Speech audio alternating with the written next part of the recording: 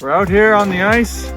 It's about -25, so we're gonna see how this thing works. Very good day, nice and sunny, so that black roof will be beaten on the top. We'll get this thing set up and show you the inside.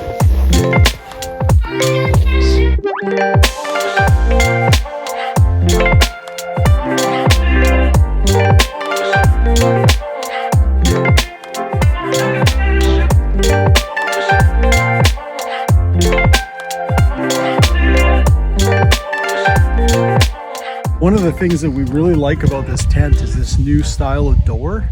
Our old tent, our larger tent, that's still a great tent. It's just that the door is kind of almost like it's a triangle or a diamond shaped thing. So it kind of pinches off at the bottom. But this door is great.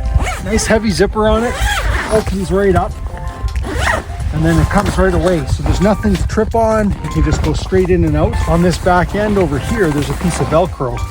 Instead of having it flap in the wind all over the place, you can just attach that Velcro right on there. It holds the door back. For like a warmer day, today's pretty cold, so you're gonna want the door closed for most of the time you're out here. If it's a warmer day and you just kind of want a dark place to go and see the fish in the holes, then you can just leave that door right open. Big entrance here, nice heavy zipper.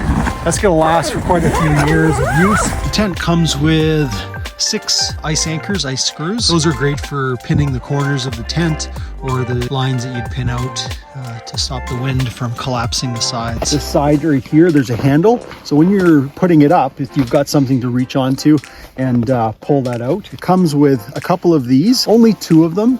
That's what we found in the box. There was only 2, but really at the end of the day, that's all you really need. So if the wind was coming from this way and blowing the tent that way, then what we'd want to do is we want to reinforce this wall, because if you don't, it doesn't actually take all that much wind to collapse the side of these tents. But it's a simple solution. All you have to do, you take one of these guys here, your carabiner, it attaches through that loop there, so that's a nice solid attachment. Once this thing is attached and you're ready to go to put in your ice anchor, your ice screw into the lake here, so you scrape all that off, figure out a good spot right about here. I just so happen to have one in my pocket right here.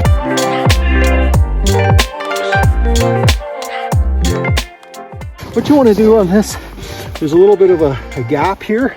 You want to face that gap away from the tent. Take this loop at the end of the strap, put that loop over the ice anchor, face that to the tent, and then it's a simple case of just cinching this up nice and tight. They give you 2, and that way if you're kind of set up where the wind is coming at the corner of your tent, then you'll have an anchor on either side. Generally, we try to focus one side into the wind, and then all we have to do really is put this one anchor in place, and we're solid and good to go. Here's a couple of vent holes.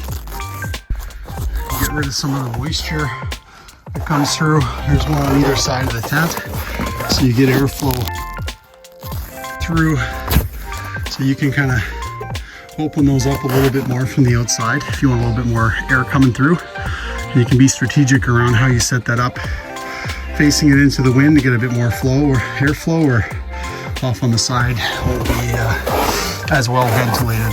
Nice thing about these tents is all the window options that they have. When you first buy it, it's got this paper that protects the clear part.